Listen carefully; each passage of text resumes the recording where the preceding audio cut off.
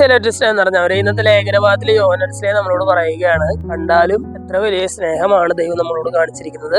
നാം ദൈവമക്കൾ എന്ന് വിളിക്കപ്പെടുന്നു, നാം അങ്ങനെയാണ് താനും എന്ന് പറയുകയാണ്. അതായത് നമ്മളെല്ലാവരും ദൈവമക്കളാണ് എന്ന് യോഹന്നാൻ സ്നേഹം അടിവരയിട്ട് പറയുകയാണ്.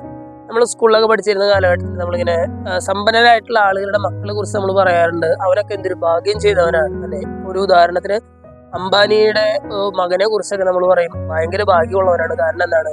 ഏറ്റവും വലിയ സമ്പന്നന്റെ മകനാണ്. അവന് ഒന്നിനൊരു കുറവില്ല, എന്ത് ചോദിച്ചാലും അവന് ലഭിക്കുമെന്നുള്ളത് കൊണ്ടാണ് നമ്മളത് പറയാറുള്ളത്.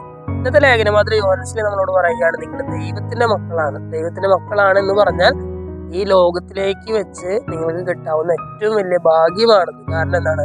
നിങ്ങൾ ചോദിക്കുന്നതെല്ലാം നിങ്ങൾക്ക് നൽകാനായിട്ട് കഴിവുള്ള ഒരാളുടെ മകനാണ്, മകളാണ് ഇന്നത്തെ ലേഖനഭാഗത്തിലൂടെ, ഇന്നത്തെ വചനത്തിലൂടെ യോഹന്നാൻ നമ്മളോട് പറയുകയാണ്. സ്നേഹമുള്ളവരെ, ഈ ഒരു ആത്മവിശ്വാസം നമുക്കുണ്ടാകണം. ഞാൻ എന്ത് ചോദിച്ചാലും അതെനിക്ക് നല്ലതാണെങ്കിൽ അതെനിക്ക് തരാൻ കഴിവുള്ള ഒരുവനാണ് എൻ്റെ പിതാവ് എന്നുള്ളൊരു ബോധ്യം നമുക്ക് ആവശ്യമാണ്. ഇന്നത്തെ വചനഭാഗം വായിച്ചു കഴിയുമ്പോൾ ദൈവത്തിന്റെ മകനാണ്, മകളാണ് എന്നുള്ളൊരു ബോധ്യം നമ്മൾ ഇത്തിരി കൂടി ഉറപ്പിക്കുന്നതിനുള്ള ഒരു കൃപയ്ക്കായിട്ട് നമുക്ക് പ്രാർത്ഥിക്കാം.